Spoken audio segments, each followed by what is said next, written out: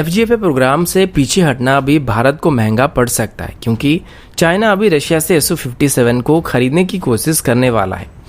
DRDO की तरफ से हाल ही में अपग्रेड किए गए अर्जुन टैंक्स दुनिया की सबसे बेहतरीन टैंकों में क्यों गिने जाने वाले हैं। एरोनॉटिकल डेवलपमेंट एजेंसी और इंडियन इंस्टीट्यूट ऑफ साइंस की तरफ से अब एक UAV को टेस्ट किया गया था, जो कि दिखने में लगभग औरा या फिर हमारी घातक UCAV की तरह दिख रहा है। और अंत में पाकिस्तान के कुछ मंदबुद्धि ट्विटर अकाउंट की तरफ से इंडियन आर्मी की स्ट्राइक वीडियो को फेक बताने की कोशिश की जा रही है, जिसको आज हम एनालाइज करने वाले हैं और साथ ही इनकी थोड़ी बहुत मजे भी लेने वाले हैं। तो इसलिए वीडियो को एंड तक जरूर देखिएगा। और एक और बात, जब भी मैं आपको लाइक और सब्सक्राइब करने के लिए नहीं बोलता हूँ, आप लोग सब्सक्राइब या लाइक करना भूल जाते हैं, जो कि अच्छी बात नहीं है। तो सबसे पहले वीडियो को एंड तक जरूर देखिए और अगर अच्छा लगे तो लाइक और सब्सक्राइब ठोकना मत भूलिएगा। साथ ही इस वीडियो को देखने के बाद अगर किसी भी सुअर प्रेमी की अंदरूनी जगह में सूजन आने लगती है या फिर जलन होने लगती है तो डिसलाइक मारना मत भूलिएगा, ताकि हमको भी थोड़ा पता लगे कि इस बिरादरी के यहाँ पे कितने प्राणी हैं। तो चलिए, मेरा नाम आप सब जानते हैं और यहाँ पर हम क्या करने वाले हैं इसका आपको पूरा आइडिया है। तो सीधे वीडियो शुरू करते हैं।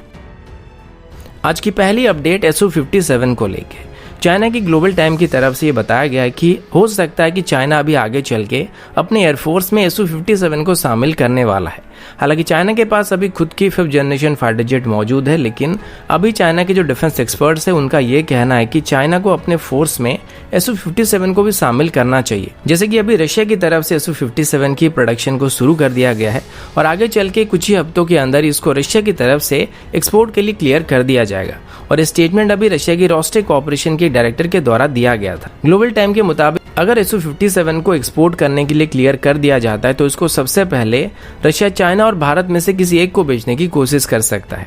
अब हालांकि भारत अभी तक इसमें इंटरेस्ट नहीं दिखा रहा है और बदले में भारत अपनी खुद की 5th जनरेशन फाइटर जेट को बनाने पे जोर दे रहा है। पर चाइना यहाँ पर लिमिटेड नंबर में Su-57 को खरीद सकता है। इसके कुछ ठोस वजह भी यहाँ पर बताए गए हैं कि चाइना पहले से ही रशिया की Su-35 को ऑपरेट कर रही है और अभी वो एडिशनल Su-35 को आगे चल के खरीदने का प्लान कर रहा है। और इसी बात को लेकर अभी चाइना और रशिया के बीच डिस्कशन किया जा रहा है कि अगर चाइना यहाँ पर एडिशनल Su-35 को खरीदता है तो उनको चाइना में मैन्युफैक्चर किया जाएगा, या फिर चाइना यहाँ पर सेम अमाउंट की Su-57 को खरीद सकता है, जो कि Su-35 से काफी बेहतर है। और ऊपर से इससे चाइना को non Chinese origin 5th generation fighter jet के बारे में जानकारी भी मिल सकती है। यानी कि कुल मिलाकर वो इसको रिवर्स इंजीनियरिंग करने की कोशिश करने वाले हैं। और इसी वजह से रशिया से पहले की सुखोई सीरीज की फाइटर की तरह इनको भी लिमिटेड नंबर में खरीदने का प्लानिंग चाइना अभी कर रहा है। सेनांग एयरक्राफ्ट डिजाइन इंस्टीट्यूट के चीफ डिजाइनर का कहना है कि Su-57 को हाई सुपरसोनिक क्रूज स्पीड को मेंटेन करने के लिए डिजाइन किया गया है और जानबूझकर इसकी स्टेल्थीनेस को यहाँ पे रिड्यूस किया गया है, जबकि बदले में इसको एक हाईली मैन्यूवरेबल एयरक्राफ्ट बनाया गया है।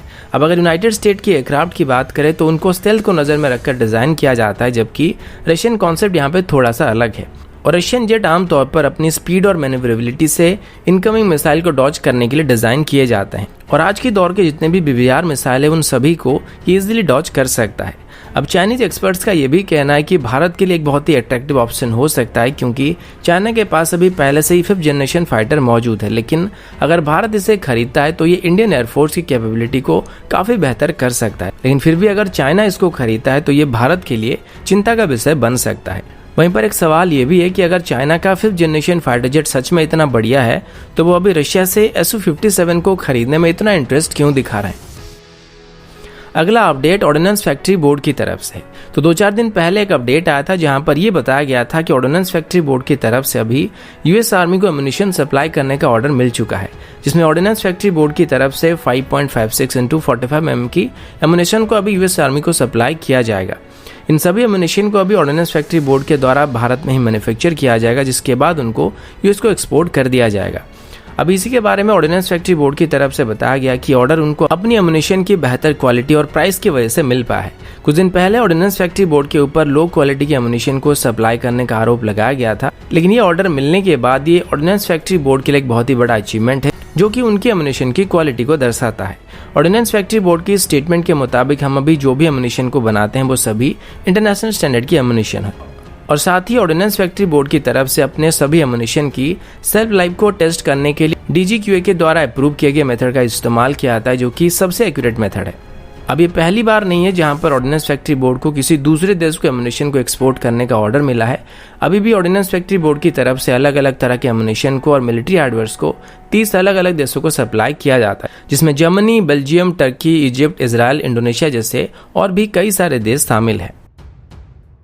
अगला अपडेट अर्जुन टैंक को लेके। आप सबने कल पीएम नरेंद्र मोदी जी को अर्जुन टैंक के साथ देखा होगा, जिसमें हमारे प्राइम मिनिस्टर अर्जुन टैंक की सवारी कर रहे थे। इसके बाद डीआरडीओ की तरफ से बताया गया कि उनको उम्मीद है कि जल्दी ही एडिशनल 118 अर्जुन MK-1A टैंक्स के लिए इंडियन आर्मी की तरफ से उनको ऑर्डर प्लेस किया जाएगा। अब अर्जुन MK-1A वेरिएंट की बात करें तो ये अर्जुन टैंक का एक अपडेटेड वर्जन है, जिसमें काफी सारे अपग्रेड किए गए हैं। बेंगलुरु में डीआरडीओ के साइंटिस्ट की तरफ से मीडिया से बात करते हुए कहा गया कि अर्जुन MK-1A वेरिएंट में पहले के अर्जुन टैंक के मुकाबले 72 नए अपग्रेड किया गया है, जो कि इसको और भी बेहतर सर्वाइविलिटी और फायर पावर देने वाला है। सबसे खास बात तो ये कि अभी अर्जुन टैंक की जो ऑक्सिलरी 12.7 mm का मशीन गन है, उसको ऑपरेट करने के लिए टैंक के कमांडर को टैंक के आर्मर प्रोटेक्शन से बाहर आने की जरूरत नहीं पड़ेगी और अब इसको रिमोटली ऑपरेट किया जा सकता है। आप सबको पता होगा कि हाल ही में ही T-90 टैंक्स की जो नए वेरिएंट है उसमें भी यही सिस्टम ऐड किया जा चुका है। अब अर्जुन टैंक में भी सेम तरह का सिस्टम मौजूद होने वाला है। डीआरडीओ का कहना है कि वो अभी इंडियन आर्मी की नेक्स्ट जनरेशन टैंक के ऊपर काम कर रहे हैं और अर्जुन टैंक से जो नए वेरिएंट आगे चल के आने वाले हैं वो वर्तमान की सभी मॉडर्न मेन बैटल टैंक के मुकाबले काफी बेहतर होने वाले हैं। अगला अपडेट एक इंडिजिनस यूएवी को लेके है। रिसेंटली एक रिमोटली ऑपरेटेड एयरक्राफ्ट को टेस्ट किया गया था, जिसको एरोनॉटिकल डेवलपमेंट एजेंसी और इंडियन इंस्टीट्यूट ऑफ साइंस की तरफ से डेवलप किया गया है।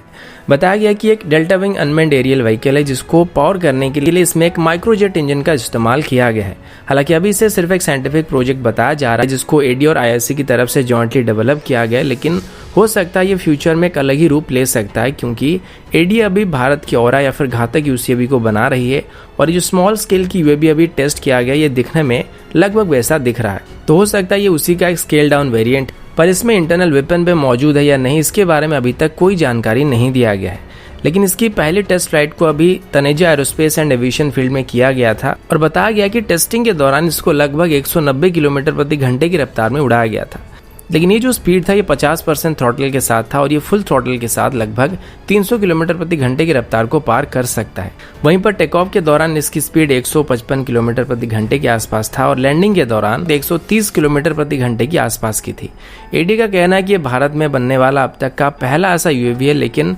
फॉरेन कंट्रीज में से एयरक्राफ्ट को पहले से इस्तेमाल किया जा रहा है और स्पेशली यूएस और इजराइल की तरफ से इनका काफी इस्तेमाल किया जाता है। अगला अपडेट ब्रह्मोस मिसाइल को लेके है। डीआरडीओ की तरफ से दी गई रिपोर्ट के मुताबिक इसी महीने के अंत तक भारत की तरफ से ब्रह्मोस मिसाइल की मल्टीपल टेस्ट को करने का प्लान किया जा चुका है और ये टेस्ट हमारी ट्राई सर्विस की तरफ से किया जाएगा, यानी कि ब्रह्मोस मिसाइल की लैंड, एयर और नेवल वेरिएंट को यहाँ पे टेस्ट किया जाएगा। डीआरडीओ के मुताबिक भारत के पास जो ब्रह्मोस मिसाइल अभी मौजूद है वो 290 किलोमीटर से लेके 450 किलोमीटर तक मार कर सकते हैं और नवंबर की लास्ट वीक तक हमारी डिफेंस फोर्सेस की तरफ से ब्रह्मोस मिसाइल की मल्टीपल टेस्ट को करने का प्लान किया जा चुका है। लेकिन ये सभी टेस्ट अभी शायद इंडियन ओशन रीजन में किया जाएगा, जिसको मेनली ब्रह्मोस मिसाइल की परफॉर्मेंस को टेस्ट करने के लिए किया जाएगा और ये टेस्ट हो ना हो चाइना को एम करके किया जा रहा है, क्योंकि इंडियन ओशन रीजन में किसी भी चाइनीज वेसल को काउंटर करने के लिए ब्रह्मोस मिसाइल हमारे लिए एक गेम चेंजिंग हथियार बनने वाला है और तीनों सर्विस की तरफ से इसका टेस्ट करने का मतलब ये भी है कि इंडियन ओशन रीजन में भारत अभी ब्रह्मोस मिसाइल की सभी वेरिएंट को एक्टिव करना चाहता है। यानी कि अगर इंडियन ओशन रीजन में भारत के साथ चाइना या पाकिस्तान का कोई भी कॉन्फ्लिक्ट होता है तो उनके ऊपर किसी भी प्लेटफॉर्म से ब्रह्मोस मिसाइल को फायर करने के लिए तैयार किया जा रहा है। हाल ही में भारत की तरफ से ब्रह्मोस मिसाइल को SU-30 से लॉन्च किया गया था, जिसमें इंडियन एयरफोर्स की SU-30 पंजाब से टेक ऑफ करने के बाद इंडियन ओशन रीजन में अपने टारगेट को पिन पॉइंट एक्यूरेसी के साथ हिट किया था और उसके साथ साथ INS चेन्नई से भी ब्रह्मोस मिसाइल को टेस्ट किया गया था। और साथ ही अभी डीआरडीओ की तरफ से प्रोजेक्ट 10 के अंदर ब्रह्मोस मिसाइल के ऊपर काम किया जा रहा है, जिसमें ब्रह्मोस मिसाइल में ज्यादा से ज्यादा मात्रा में इंडियन सिस्टम का इस्तेमाल करने की कोशिश किया जा रहा है, ताकि इनकी कॉस्ट को काफी हद तक रिड्यूस किया जा सके और आगे चल के इसको एक्सपोर्ट करने के ऊपर भी जोर दिया जा रहा है। अगला अपडेट बीएसएफ की तरफ से है। हिंदुस्तान टाइम्स की रिपोर्ट के मुताबिक पाकिस्तान की तरफ से अभी एलओसी में काफी बड़ी मात्रा में सीज फायरिंग का उल्लंघन किया जा रहा है और स्टेटमेंट अभी बीएसएफ की हायर ऑफिसर की तरफ से दिया गया है। अगर रिसेंट इंसिडेंट्स के बारे में बात करें तो 13 नवंबर को पाकिस्तान की तरफ से एलओसी में काफी हेवी सेलिंग किया गया था, जिसमें हमें हमारे सिक्योरिटी फोर्सेस के साथ साथ सिविलियन कैजुअलिटी भी हुआ था और बीएसएफ का कहना है कि अभी पाकिस्तान की तरफ से स्पेशली सिविलियन टारगेट को एम करके हेवी आर्टिलरी का इस्तेमाल किया जा रहा है और ये सब अभी पाकिस्तान की तरफ से भारत के अंदर सुअरों को घुसपैठ कराने की कोशिश किया जा रहा है, क्योंकि पाकिस्तान को पता है कि अभी वो पहले की तरह इजीली कश्मीर वैली में सुअरों को घुसपैठ नहीं करा पा रहे और पाकिस्तान ऑक्युपाइड कश्मीर में अभी लगभग 200 से 300 के आसपास सुअर मौजूद है जिनको घुसपैठ कराने की कोशिश की जा रही है। पर इंडियन आर्मी की तरफ से भी काफी जबरदस्त जवाबी कार्रवाई की गई थी, जिसमें पाकिस्तान को भी लार्ज स्केल डैमेज का सामना करना पड़ा है और इसमें पाकिस्तान के 10 से 12 सोल्जर्स की मारे जाने की खबर थी, जिसमें 2 पाकिस्तान के एसएसजी कमांडो थे और इसके अलावा और भी कई पाकिस्तानी सोल्जर घायल होने की खबर सामने आई थी। इसको लेके इंडियन आर्मी की तरफ से एक वीडियो को भी रिलीज किया गया था, जिसमें इंडियन आर्मी की तरफ से पाकिस्तानी बंकर के ऊपर back to back anti tank guided missile से स्ट्राइक किया गया था। बदले में पाकिस्तान का ये कहना था कि इसमें उनको बस एक ही कैजुअलिटी हुआ था। अब जरा ये सोचो कि अगर पाकिस्तान को ऑफिशियल लेवल में बस एक ही कैजुअलिटी हुआ था तो बाकी जो बंदे वहां पे मारे गए थे वो कौन थे। अब इसके बाद कुछ अपरिचित, अद्भुत और अत्याधुनिक पाकिस्तानी ट्विटर में आके ये क्लेम करने लगे कि इंडियन आर्मी की तरफ से जो वीडियो को रिलीज किया गया था वो फेक था और असल में जो वीडियो था ये सीरिया का था, जो कि कुछ साल पहले शूट किया गया था। अब जितने भी लोगों ने इसको शेयर किया था उनमें से किसी ने भी ओरिजिनल वीडियो शेयर नहीं किया था, वो सिर्फ एक स्क्रीनशॉट को शेयर कर रहे थे जो कि एक पुअरली एडिटेड इमेज था। अब इसके बाद कुछ मगरमच्छ के दिमाग वालों ने थंबनेल तो लगा दिया इंडियन आर्मी की वीडियो का, लेकिन उसके जो लिंक था उसको क्लिक करने के बाद वो सीरिया वाला वीडियो चलता था। अब जहां तक एडिटिंग की बात रही तो उस हिसाब से अगर मैं इमरान खान की मुंडी को घोड़े की मुंडी के साथ रिप्लेस कर देता हूं तो इसका मतलब ये थोड़ी ना कि इमरान खान घोड़ा है। वैसे ये घोड़ों की बेइज्जती हो जाएगी और मजनू भाई मुझसे नाराज हो जाएंगे। वैसे गधे के साथ थोड़ा ज्यादा मैच करता है, लेकिन फिर भी ये भिखारी वाला लुक सबसे बढ़िया है, क्योंकि ये लुक्स के साथ साथ आदत से भी काफी मेल खा रहा है और गूगल भी यही बता रहा है। तो दोस्तों अभी के लिए इतना ही, मिलता हूँ आपसे अगले वीडियो में, तब तक के लिए जय हिंद, वंदे मातरम।